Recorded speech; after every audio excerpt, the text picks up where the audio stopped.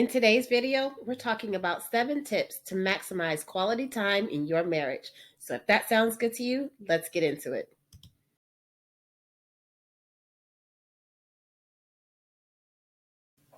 Let's start with tip number 1. Make quality time a priority and schedule it in. Priority time is not something that just happens just because we want it to. We tend to know that we should spend quality time together, but oftentimes we find ourselves getting around to it. If we have time, that ends up being leftover time, and you don't want that for your marriage. You want to make sure that you have some time that you set aside to be intentional about spending time together.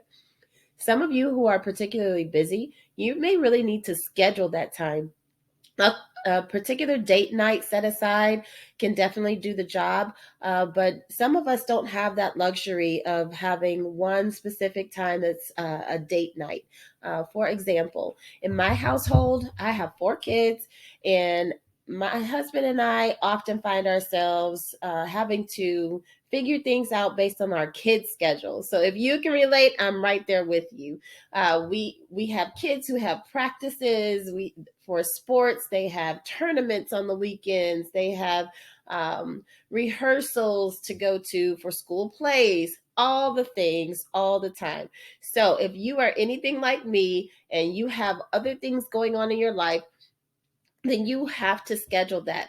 We schedule things that are important to us, like meetings for business or for our jobs, other things like that. We know that we have to set aside the time to do that. Well, let's make sure that we make it a priority in our marriage as well.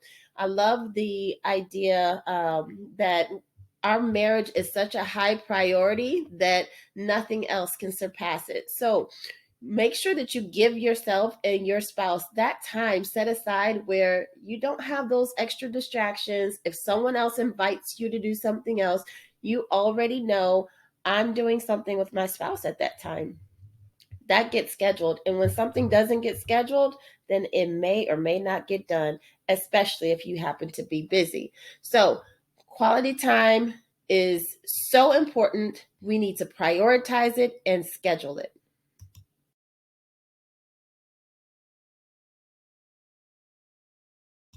Next tip number 2, be fully present and engaged during quality time.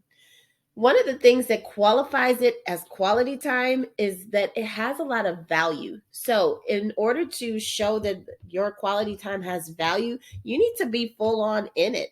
You need to be involved in it. That's why it doesn't really count when we just have some time where we're together in the house at the same time. Maybe we're both watching something on TV, you throw something on Netflix.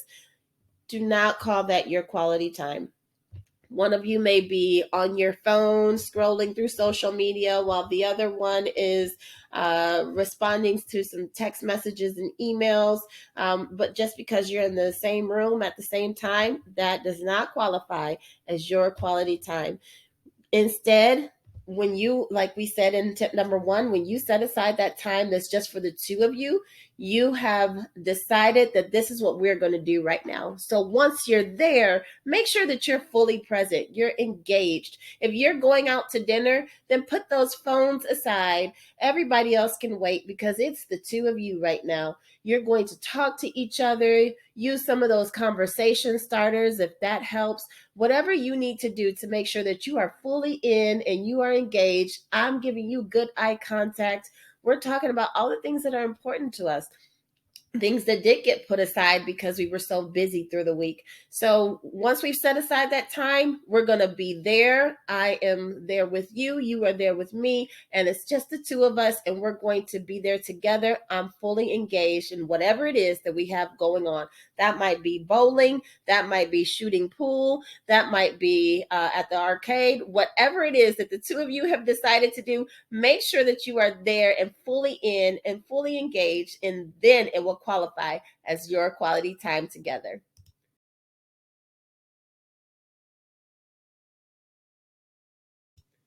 Next, tip number 3, use quality time as an opportunity to connect emotionally, intellectually, and physically. I was just talking to you just about having those conversation starters, for example. Some of us may need a little boost in this area. Maybe you're not quite sure what to talk about to stay away from all the conversations about bills and priorities that we have with our kids and other responsibilities and household chores. Those are not the conversations that we want to have during our quality time together. Instead, take this opportunity to make some connections emotionally, intellectually, physically. Talk about some things that you've been wanting to talk about. Talk about some of your dreams and aspirations. What is it that you've been wanting to do? What do you want to, what kind of growth do you want to see in your marriage? Look at those things that maybe you haven't gotten around to talking about in a little while. That's a great time to be very intentional about looking into what can we do to build our relationship and get closer to one another. And as you have those intellectual conversations with one another, you might learn something about your spouse that you didn't even realize you never knew yet.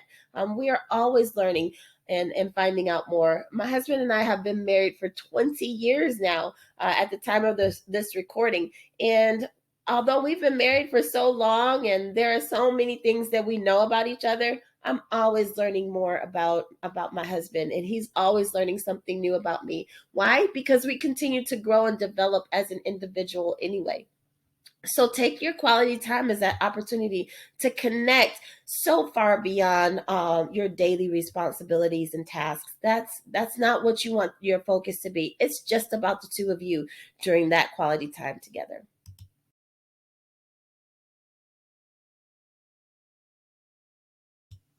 Next up, we have tip number 4. Use quality time as an opportunity to show your appreciation and affection. I love this idea of showing your appreciation and affection. So often we just say thank you or I love you and things like that, but it's so much deeper than that. Make sure that you are giving a lot of effort here. How can you show your spouse that love and appreciation that you have for them? Start by thinking about what really communicates love and appreciation to them. It could be that there's something that your spouse has been wanting to do for a while that that he or she has not gotten around to. For example, my husband loves fishing, and recently he's been talking about wanting to go fishing. That's a perfect opportunity for me to plan some date time together where it's not just about what I want to do. I don't love fishing. I enjoy it, and I've learned to have an appreciation for it because it's what my spouse wants to do. But that said, I know how much he enjoys that. So, me planning the time to make sure that he does get out and do that, that is going to speak volumes to him. To help him know that I was really thinking about him. We've done that before. I remember several years ago, I planned an activity where we went out to one of his favorite fishing spots. I put the whole thing together, found the baits, found all the things that we needed to take care of. I arranged for childcare, and we had a little mini getaway. Again, that wasn't something that spoke to me and what my needs were, but I did it for my spouse. That's a great way for you to show appreciation and affection toward one another. Think about what speaks to them, what speaks to his heart, what speaks to her heart. Do those things. When my husband takes that time to say, hey, do you want to go to a rummage sale or things like that, he knows that how much I enjoy doing that. So when he takes that extra step to say, hey, is this something you want to do? I love that. And it really speaks to my heart. So I just want to encourage you guys to think about what would really speak that love and appreciation and affection to your spouse and go from there.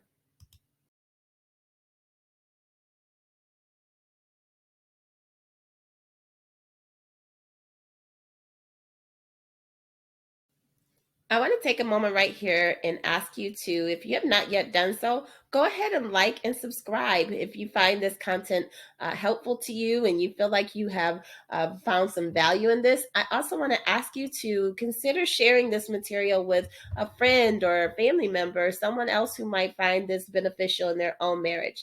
So thank you so much for taking the time to pause for the cause and hit that like button and subscribe to our channel to get more notifications of when we're coming back.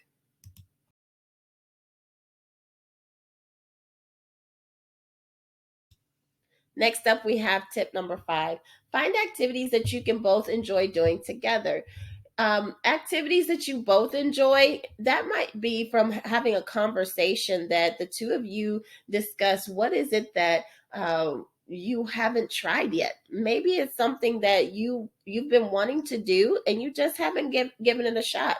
Learn to discover new things together. When you take the time to try something new, I remember the first time we went to an escape room. That's something that we both discovered we enjoyed doing together. Try to stay away from doing the same old, the same thing all the time. If you really want to enhance your relationship, find new things to do together and see what it is that both of you would really enjoy. So take time to start searching for something. Is it a paint night? Is it going skating? Whatever it may be in your relationship, take some time to discover activities that both of you would enjoy doing together.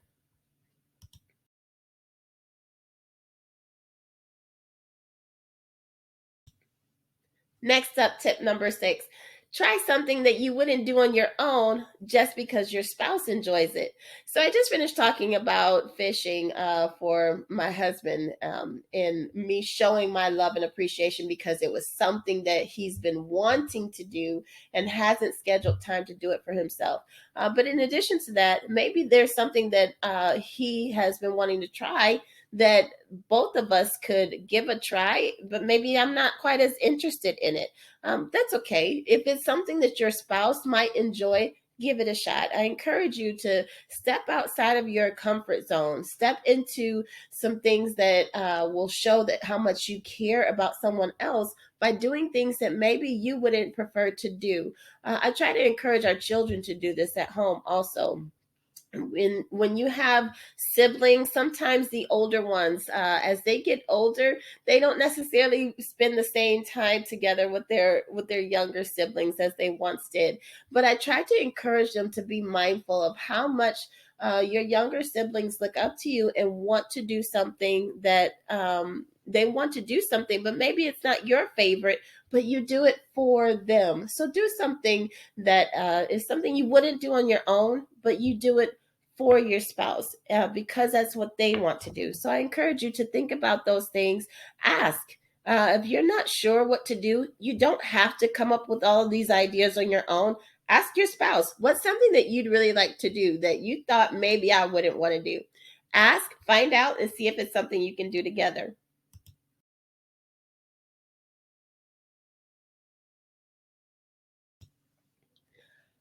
Tip number 7, don't let technology or distractions get in the way of your quality time. Uh, the day and age that we live in now, where there is technology everywhere we look, you have to be so careful to guard your time together. So, for example, if you are someone who tends to get on social media, then you have to be very mindful of that and look at what is it that I'm spending my time doing. Sometimes we feel like we're too busy to put aside that quality time together.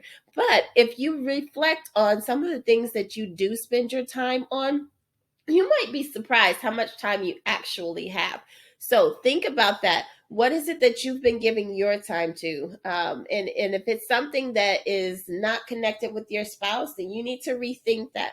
If it is something that you found on your technology, whether it's a video that you're interested in watching, or it's a game that you're interested in playing, or you want to check up to see how things are going with some friends and family that live far away, that's all fine and good. Think about connecting that with your spouse, though. How can you bring them in on that? Maybe you can play the game together.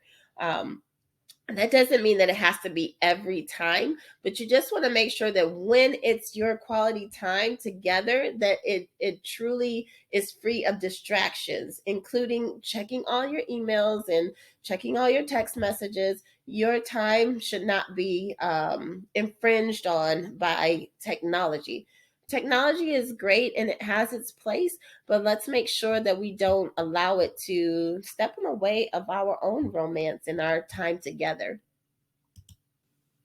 I hope that you found these 7 tips to be helpful in maximizing your quality time with your spouse. Tell us more in the comments about what it is that you like to do to make sure you're able to maximize your quality time with your spouse. What fun ideas you have that maybe you can share with someone else. So take the time, tell us in the comments what you like to do, and if we hope that you join us on our next video.